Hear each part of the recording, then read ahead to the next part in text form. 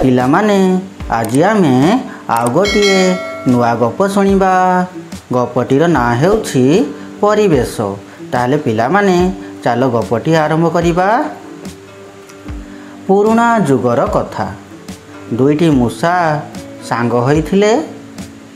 ପରେ ଜଣେ ସହରରେ ଓ ଅନ୍ୟଟି ମଫସଲରେ ରହୁଥିଲେ। କିଛି ବର୍ଷ ପରେ ଦୁହେଁ ଭେଟିଲେ। ମଫସଲି ମୂଷା ସହରୀ ମୂଷାକୁ ତା ଘରକୁ ନିମନ୍ତ୍ରଣ କଲା। ରାଜି ହୋଇ ସେ ମଫସଲି ମୂଷାର ଘରକୁ ଗଲା। ତା ଘରଟି ଗାଁ ମୁଣ୍ଡର ପଡ଼ିଆ ଭିତରେ ଗୋଟିଏ ଲମ୍ବା ଗାତ ଭିତରେ ସେ ଥାଏ। ସେ ତା ସାଙ୍ଗକୁ ଅନେକ ପ୍ରକାର କୋଳି, ଫଳ, ଧାନ, ମୁଗ, ବିରି ଆଦି ଖାଇବାକୁ ଦେଲା। ସେଠାରେ କାହାରି ଡର ନଥାଏ। ଖୋଲା ପବନରେ ଦୁଇ ଜଣ ଯାକ ଗପ କଲେ। କିନ୍ତୁ ଏଗୁଡ଼ାକ ସହରୀ ମୂଷାକୁ ଭଲ ଲାଗିଲା ନାହିଁ। ସେ କହିଲା, ଭାଇ, ତୁମ ଘରଟା ମୋତେ ଭଲ ଲାଗୁନି। ତୁମ ଖାଦ୍ୟ ଗୁଡ଼ାକ ମଧ୍ୟ ସୁଆଦିଆ ନୁହେଁ। ତୁମେ ଗୋଟିଏ ଗାତ ଭିତରେ ରହୁଛ। ଚାଲ ସହରରେ ମୋ ଘର ଦେଖିବ। ସେଠି ମୋର ପଥର ଘର। ଖାଇବାକୁ ମାଂସ, ରୁଟି, ମଟନ, ଛେନା, ବିଲାତି ତରକାରୀ। ମୁଁ ତୁମକୁ ମୋ ଘରକୁ ନିମନ୍ତ୍ରଣ କଲି।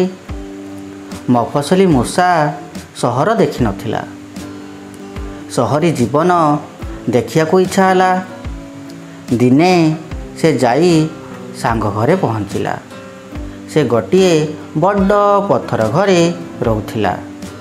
ସେ ଘରେ ଅନେକ ପ୍ରକାର ଖାଦ୍ୟ ଥୁଆ ହୋଇଥିଲା।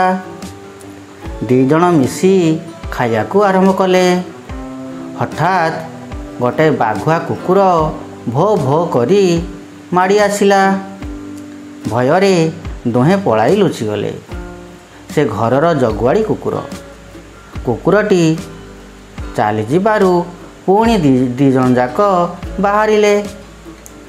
ମଫସଲି ମୂଷା କହିଲା, ଭାଇ, ମୁଁ ତୁମର ଏ ସହରୀ ପରିବେଶକୁ ପସନ୍ଦ କରୁନି। ମୋ ଗାତ ଘରଟି ତୁମର ପଥର ଘରଠାରୁ ଢେର ଭଲ। ସେଠାରେ ଏପରି ଭୟ ନାହିଁ। ଗରିବ ହେବ ପଛେ ଶାନ୍ତିରେ ରହିବ। ଧନୀ ହୋଇ ସଦାବେଳେ ଡର ଭୟରେ ରହିବା କି ପ୍ରକାର ଜୀବନ? ତାହେଲେ ପିଲାମାନେ ଆଜି ଆମେ ଏହି ଗପରୁ ଶିଖିଲେ ଯେ ବିଳାସମୟ ପରିବେଶରେ ଶାନ୍ତି ମିଳିନପାରେ। ହେଲା କି? ବିଳାସମୟ ପରିବେଶରେ ଶାନ୍ତି ମିଳିନପାରେ। ତାହେଲେ ପିଲାମାନେ ଗପଟି ତୁମମାନଙ୍କୁ ନିଶ୍ଚୟ ଭଲ ଲାଗିଥିବ। ହେଲା କି? ମୁଁ ପୁଣି ତୁମମାନଙ୍କ ପାଇଁ ଆଉ ଗୋଟିଏ ସୁନ୍ଦର ଏବଂ ଶିକ୍ଷଣୀୟ ଗପ ନେଇକି ଆସିବି। ଆଜି ପାଇଁ ରହିଲି। ଧନ୍ୟବାଦ ପିଲାମାନେ।